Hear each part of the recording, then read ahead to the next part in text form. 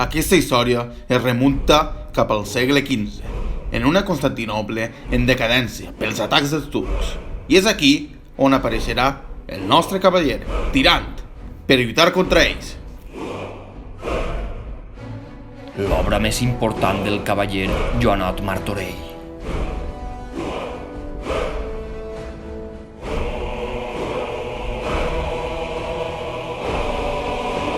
Una història amb batalles de moros i cristians.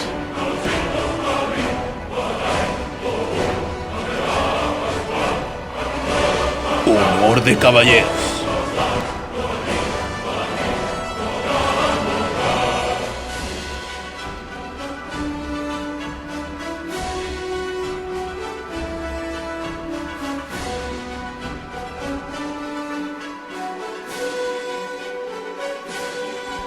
Amor i sensualitat.